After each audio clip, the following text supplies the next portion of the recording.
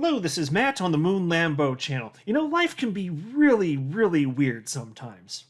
There's a guy running to be a United States Senator for the state of New Hampshire, and he's calling certain XRP holders cowards publicly, running a Twitter space, which apparently 5 people were active in when it was live, commenting, and with XRP in the headline, I'll show you. And now he seems to be picking a fight with Attorney John Deaton, or at the bare minimum, from my perspective, certainly attempting to push John Deaton's buttons. I don't know why. I don't know. You guys tell me if you think that I'm off on this. I think I'm right. I'm going to share with you exactly why I'm saying what I'm saying, but it's just so bizarre that you have somebody that's literally seeking to be a senator attacking XRP community members and calling them cowards publicly. What the hell kind of behavior is this if you're running for... I get it if you're just some sort of Bitcoin maxi troll, say whatever you want to say, and then you can go live under your bridge and stay warm next to your dumpster fire eating your room temperature cottage cheese because you're an unsophisticated mouth-breathing troglodyte with cashew-sized brain, can get your damn shirt on in the morning without assistance from your mother, wearing Velcro shoes, waddling around, Bitcoin, and that's what they sound like. I get it. You can do that. But it doesn't make sense that we're seeing this from somebody that is seeking to be at the upper echelon of the United States government. I'm going to explain to you what has led to this. It's very, very fascinating. Attorney John Deaton had a fair bit to say about this today. Understandably so. I'm telling you, if you're running to be in the Senate and you're talking about XRP, you better believe that Moonlam is going to be talking about this.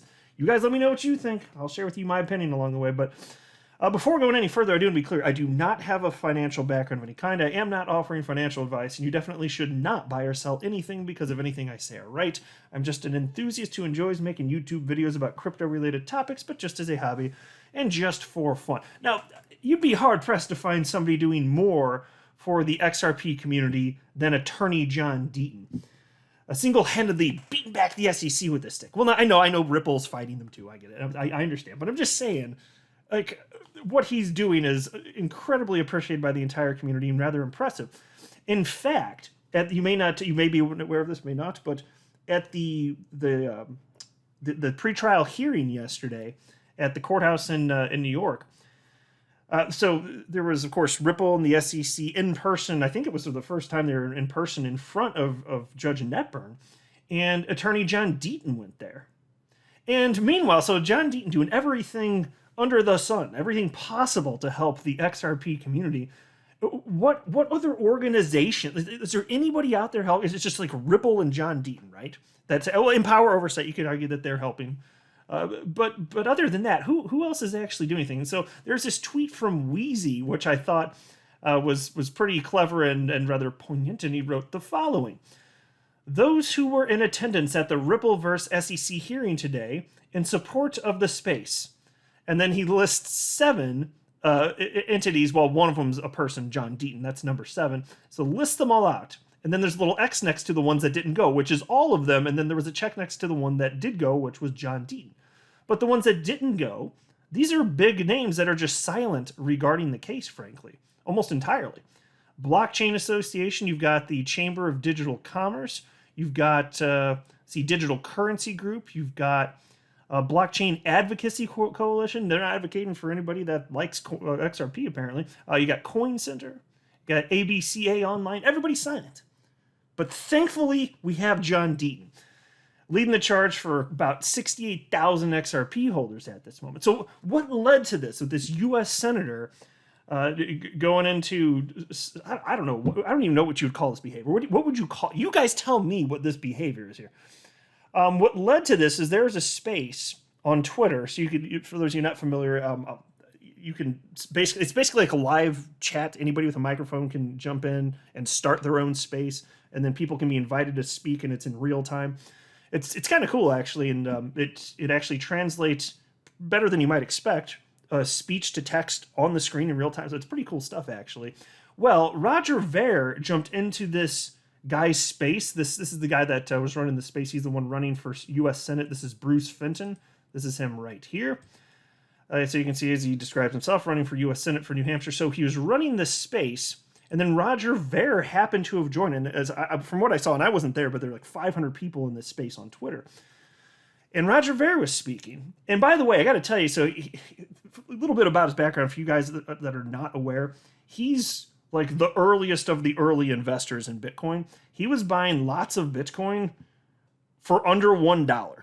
And he's one of the biggest, earliest investors. In fact, and this is incredible. Some of this I never knew. He invested in one of the first cryptocurrency exchanges ever, BitInstant, in 2011.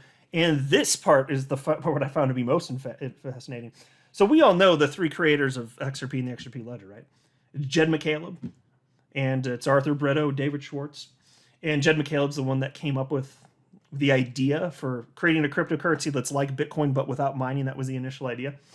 Well, what I didn't know until I saw this clip, which was shared by my fellow XRP YouTuber, the Digital Asset Investor, Roger Ver, he actually he claims, and I have no reason not to believe him, that he was the first person to invest in the creation of XRP and the XRP ledger.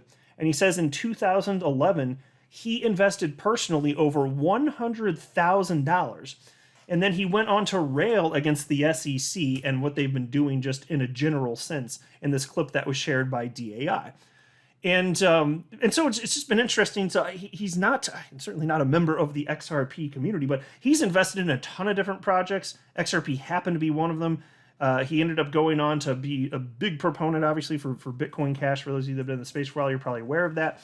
So that's his go-to project is Bitcoin Cash. That's where he's at. But he's not against XRP, and he's noted how big and adopted it's become to this point. So I don't know the reason that he's not further into XRP, but he also invested in a ton of different things, and he picked what he picked for his reasons, which I'm currently unaware of anyway. But I found that to be really fascinating. So that's the first investment. Never heard that before. All I knew is that there was money that poured in from venture capitalists, and I guess he counts as a venture capitalist then. He had a boatload of money even at that point, and he put it into XRP. So he's one of the reasons that we even have this. Now, even he's not perfect, though. He did actually spread some FUD, but it's because he was tricked. He wasn't trying to do anything wrong. There's several years ago that you hear this all the time about how XRP accounts could be frozen, which just isn't true, as if Ripple could actually just choose to freeze XRP accounts, then you can't transact. It's just bogus nonsense FUD. I don't hear it as much these days. It's pretty rare to hear that. But Roger Ver actually fell for this, which I found fascinating, but David Schwartz set him straight, and to Roger Ver's credit, he shared the truth with his now 750,000 followers on Twitter, and he wrote the following on July 31st, 2018. I'm sorry to say that I was fooled by the fake news about XRP addresses being freezable. Thank you, David Schwartz, for setting the record straight and for being one of the most interesting people in crypto. Go Ripple. So hey, credit where it's due. No major harm done. No, it's fine. He was tricked by the Bitcoin maxi out there that a lot of them, frankly, are intentionally misleading people, intentionally lying. And then there are people like Roger Ver who assume that since these are allegedly trusted people, all this must be true. Don't do your own research, and then bam, saying false stuff all of a sudden. So anyway, it's just an interesting background given that he fell for XRP FUD, and he was the first person to invest in XRP and the XRP ledger creation. And I was just like, whoa, I had never heard any of that before. Super duper interesting. So I thought I'd just share that with you. So anyway, so then he was in this space though on Twitter, again, these 500 people talking. And from what I've come to understand from reading a bunch of comments all up on the Twitters, he's being not so kind to XRP, certain XRP community members, calling them cowards, including Tag XRP, who has become pretty well known in the community, I'd say, especially lately, because he's done just a boatload of research uncovering a lot of this conspiracy type stuff, if you want to call it that. It's not really conspiracy, but the stuff that's being labeled as a conspiracy. In fact, even this Bruce Fenton guy running for the Senate, he's saying that Tag was talking about a bunch of conspiracy stuff. That's the word he used. It said that this is conspiracy stuff. I'm like, no. What's happening with Jay Clayton and Bill Hinman, there are just facts surrounding all of this. Undeniable facts. This is not some sort of weird conspiracy, but Bruce Fenton, I don't get the sense that he's particularly well researched on any of this stuff. And so that's how he characterized it. And Tag asserting whatever he asserted, and again, I don't pretend to know all the specifics. He ended up getting called a coward along with some other people within the community. And so here's a tweet. Just to give you a little taste for what this guy thinks about the XRP community. Oh my God, if this guy ends up being a senator, oh my God, no. not if he's going to be talking like this. Like this, I don't understand. If this is how abrasive you are as a human in general, I don't understand how you're going to get people to vote for you anyway. This is he comes across as abrasive. So here's a tweet from Bruce Fenton running for U.S. Senate today. But here's a tweet from him about XRP on October 4th, 2018, almost 4 years ago. He wrote, "I never cared about nor followed Ripple much, but their complete dishonesty about the XRP issue is baffling and insulting.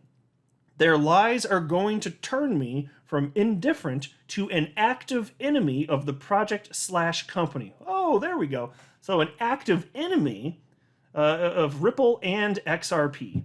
Now, I don't know what the hell the rationale is behind that, but that's what he publicly stated several years ago. And now, 4 years later, he's running this Twitter space with XRP in the headlines and sarcastically writing, as you can see on the screen, this is what he titled it, "XRP Army, what's up? Question mark. Where is your champion?" So you can kind of see the tone even there in the title, right? Where is your champion? Oh, okay. Thank you. Thank you for that. With the champion. All right.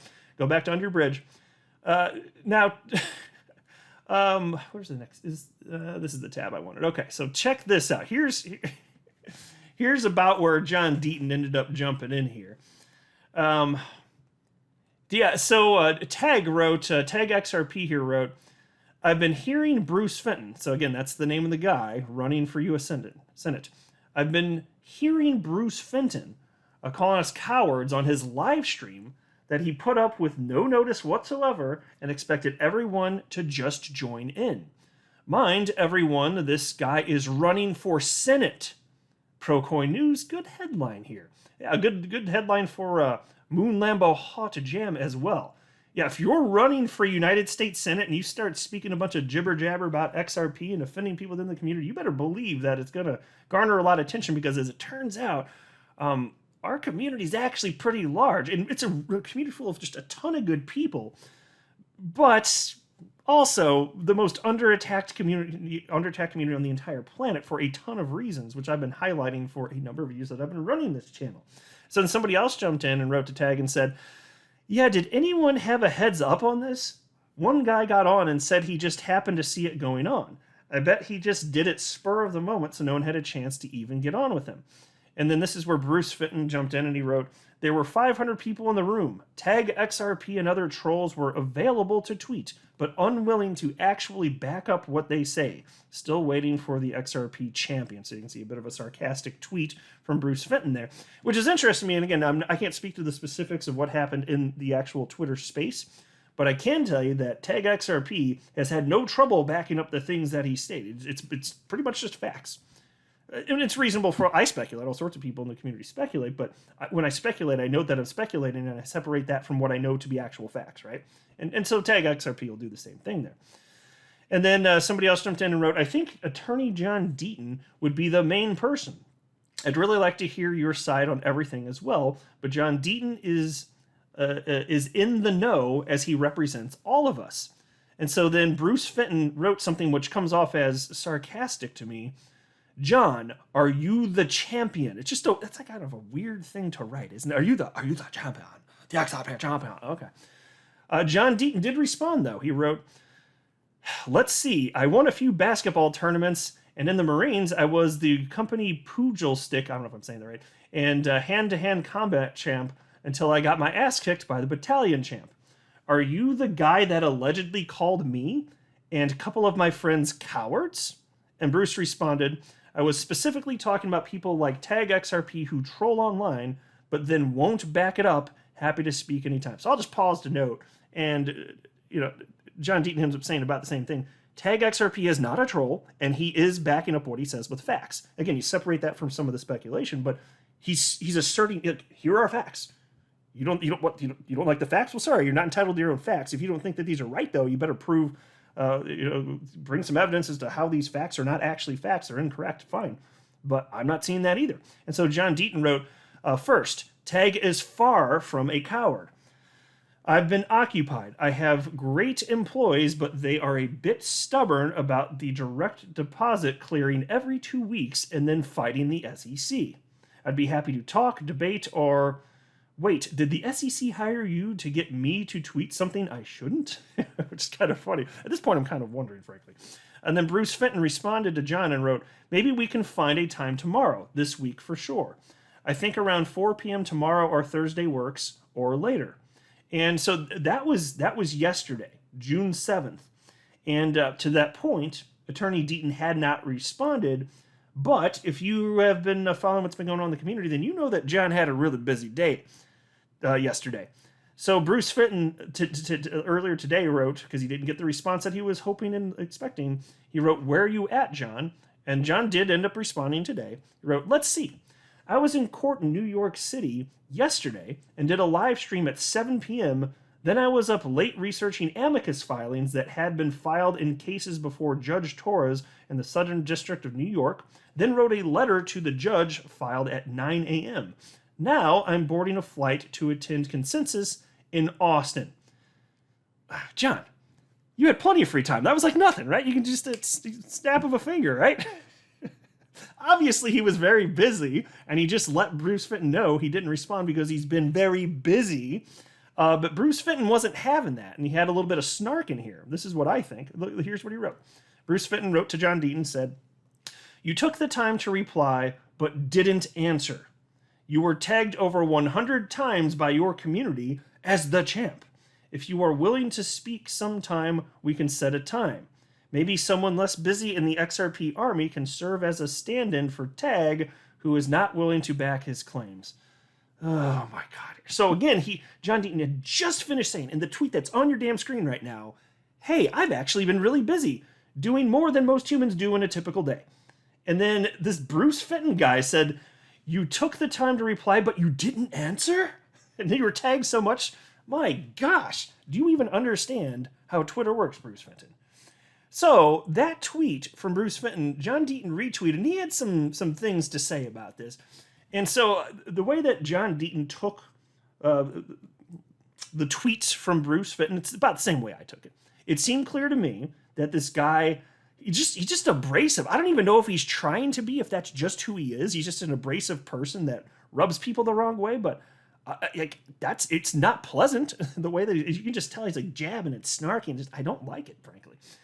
And so attorney John Deaton, he retweeted that and he wrote the following. Bruce, maybe you have the time to spend on Twitter and count how many times someone is tagged. If I was tagged 10,000 times within the last week, it wouldn't change my availability.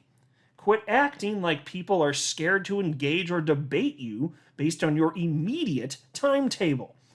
I actually have no idea what you want to talk about or debate. Is it whether today's XRP is a security?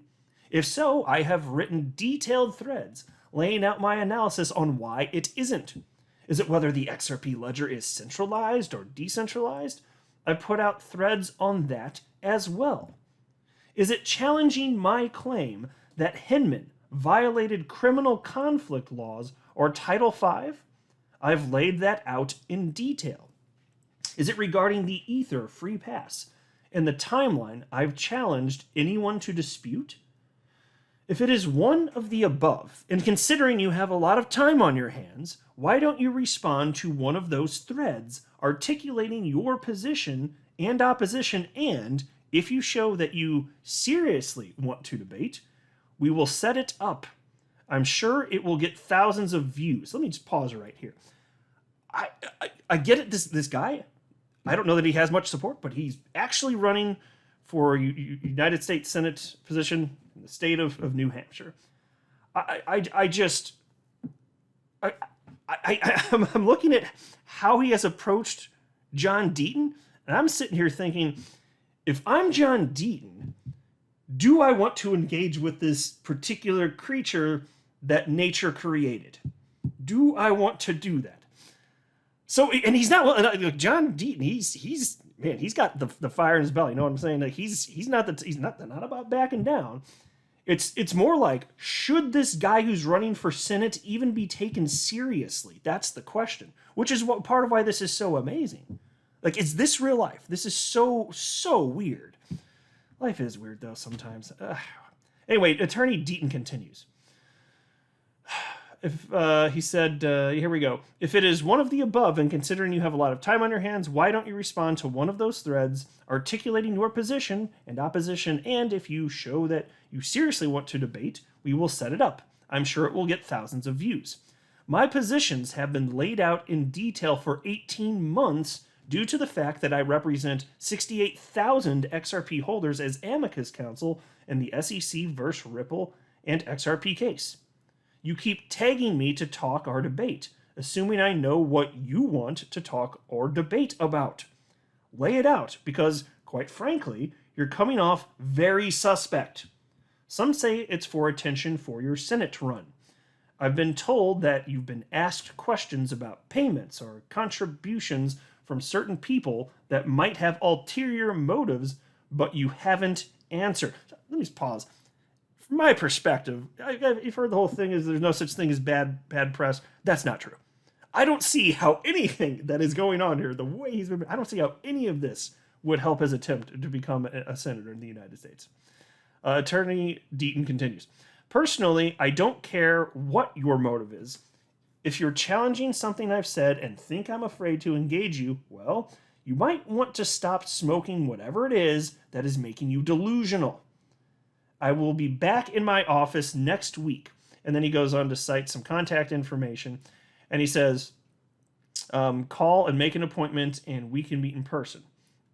He says, go through my posts and you will find everything I've said backed up with facts, videos, testimony, timelines, quotes, and analysis. Pick my reasoning and analysis apart, and then we can set up a debate or a challenge of any kind you fancy. Or, I guess, you can go back to counting tweets. It'd probably be in his best interest, frankly, to just go back to just counting some damn tweets here. What in the ever-loving hell is this, folks? Like, this is why we can't have nice things. This is why we cannot have nice things. Frickin', oh my God. Do you think he is a Bitcoin maxi troll? I'm not sure if I can smell the cottage cheese and sadness from here. Is that what I'm picking up here? I don't know. It's kind of hard to tell over the internet sometimes. Sometimes you can. Sometimes you start like smelling what you pull up Twitter on your phone. Okay, start sniffing it. Be like, oh, that's sadness. That's a Bitcoin maxi troll. You'll know it right away, because that's how technology works. I'm not sure if I'm picking it up from here. Maybe get the nose a little closer. I don't know. You guys have to let me know. I guess the hot jam's over. I'm not a financial advisor. You should not buy or sell anything because of anything that I say or write. That would be a very, very, very bad idea. Until next time, to the Moon Lambo.